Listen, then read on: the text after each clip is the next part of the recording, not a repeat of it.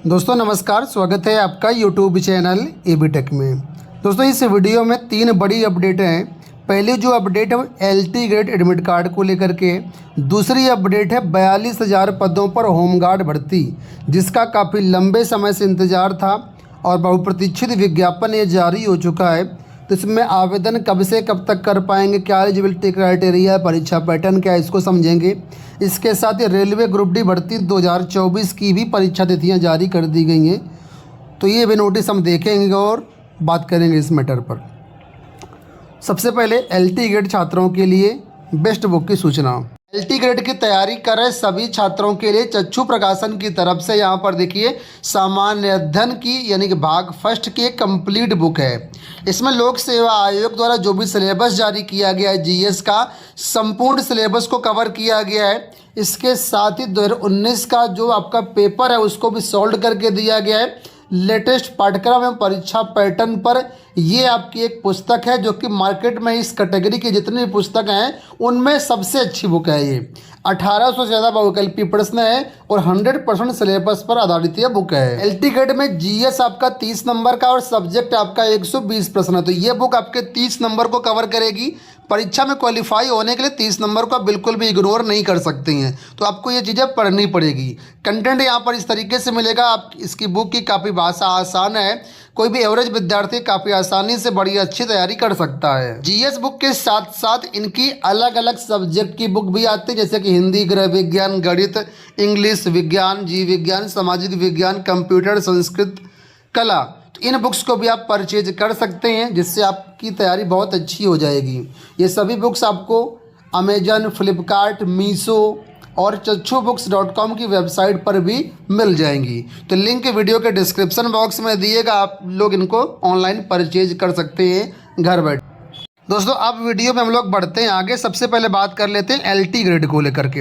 आप लोग जानते हैं LT ग्रेड की परीक्षा जो कि दिसंबर में प्रस्तावित है, कुछ परीक्षाएं जो है जनवरी 2026 में भी प्रस्तावित हैं। तो सबसे पहली जो परीक्षा है वो 6 दिसंबर को गणित की परीक्षा है, हिंदी की परीक्षा है। 7 दिसंबर को विज्ञान संस्कृत की परीक्षा है और 21 दिसंबर को गृह विज्ञान और कॉमर्स की परीक्षा है। तो परीक्षा में ज़्यादा समय बचा नहीं हुआ है। तो अब जो है आपके मन में जो डाउट चल रहे होंगे परीक्षा समय से होगी नहीं होगी, क्योंकि अभी हाल ही में एक हाई कोर्ट का डिसीजन आया था, ऑर्डर आया था, जिस पर ओवरेज का मामला था और सरकार को कुल मिलाकर के सहानुभूतिपूर्वक विचार करने के लिए कहा गया है। और बहुत सारे छात्र चाह रहे थे कि पोर्टल खोले, परीक्षाएं पोस्टपोन्ड हो, लेकिन ऐसा होगा नहीं। सरकार और आयोग बिल्कुल समय से अपनी परीक्षाएं कराने जा रहे हैं। तो आपको अपने अनुसार जो है इन परीक्षाओं की फुल तैयारी कर देनी चाहिए। अब बहुत कम समय बचा हुआ है। आपके एडमिट कार्ड ये जो है 25 तारीख के आसपास आ जाएंगे। 1-2 दिन पहले भी आ सकते हैं, 1-2 दिन बाद भी आ सकते हैं, यानी नेक्स्ट वीक हर हाल में ये एडमिट कार्ड आपके जारी कर दिए जाएंगे। ठीक है, तो आप लोग इसकी तैयारी कर लीजिए अच्छे से। अब बात करते हैं दूसरे मुद्दे को लेकर के, जो कि यहाँ पर है रेलवे ग्रुप डी को लेकर के। एक नोटिस है, नोटिस के माध्यम से हम परीक्षा कार्यक्रम को समझ लेते हैं। इसके बाद डिटेल से बात करेंगे होमगार्ड भर्ती को लेकर के। तो यहाँ पर देखिए ministry of railway recruitment board की तरफ से नोटिस जारी कर दी गई है। विज्ञापन संख्या 8/2024 है।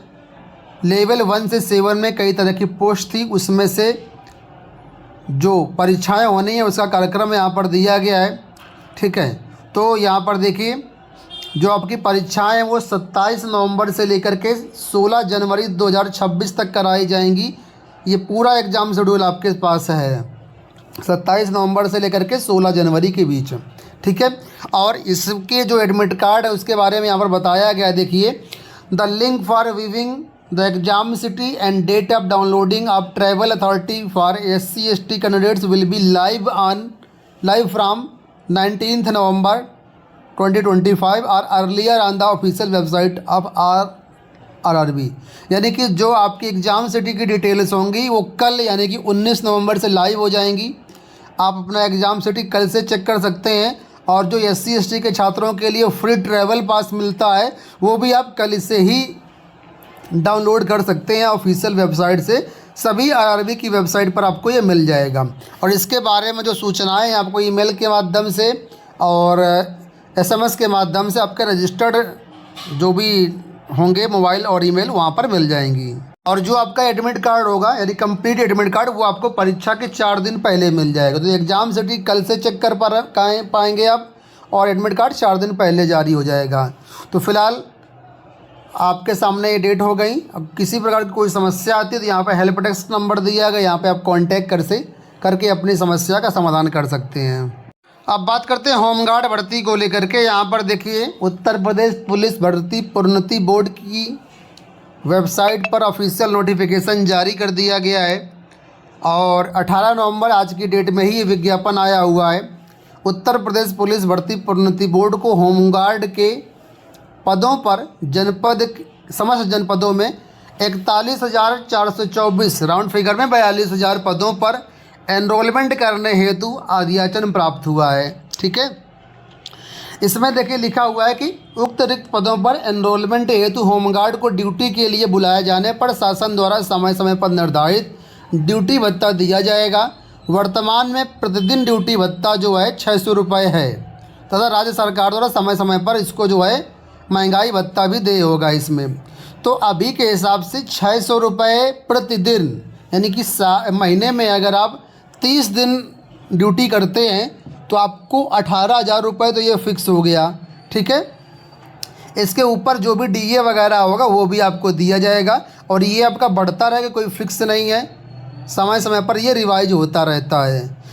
आप लोगों को बता दें कि जो होमगार्ड की भर्ती होती है, होमगार्ड की जो नौकरी होती है ये परमानेंट नहीं होती कि आपको रोज़ ही जाना है नौकरी में।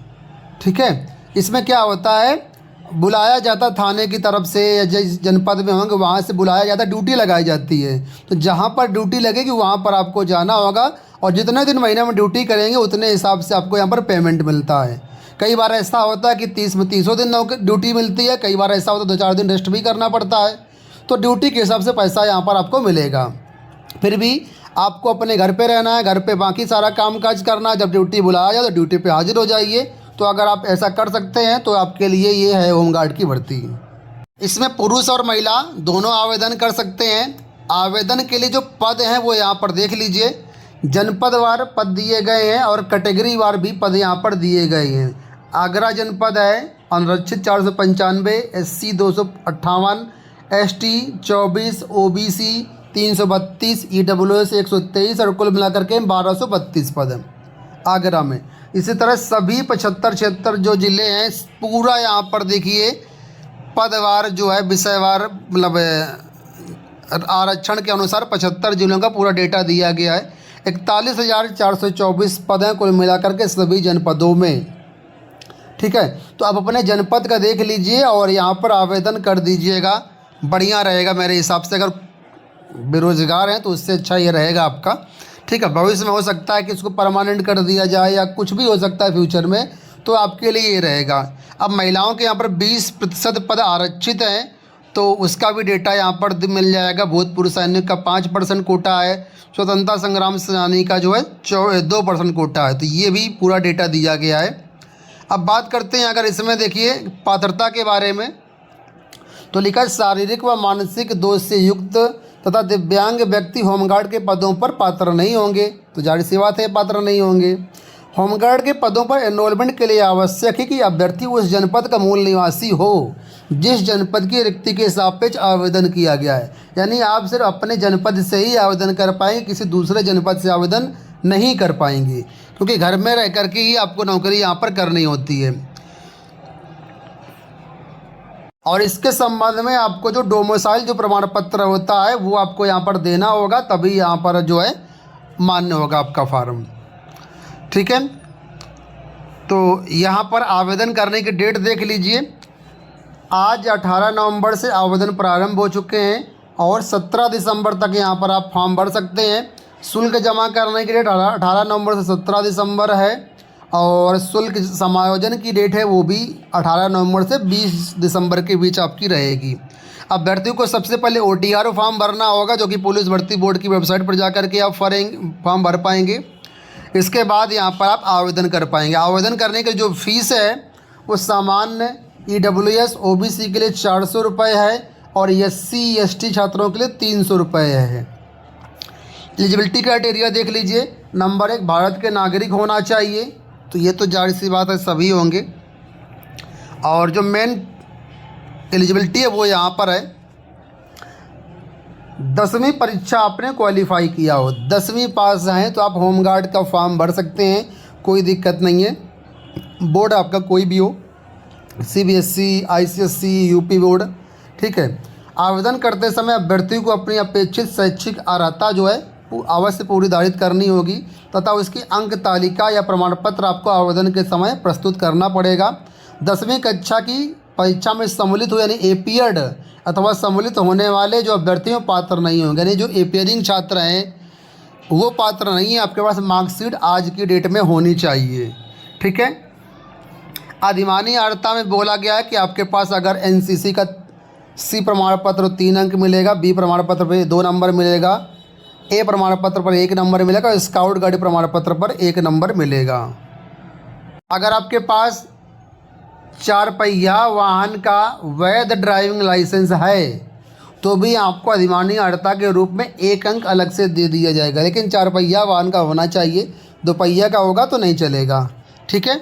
आयु देख लीजिए, 18 से 30 वर्ष के बीच आपकी आयु होनी चाहिए, यानी आपका जन्म 1/7/95 से पहले और 1 जुलाई 2007 के बाद का नहीं होना चाहिए।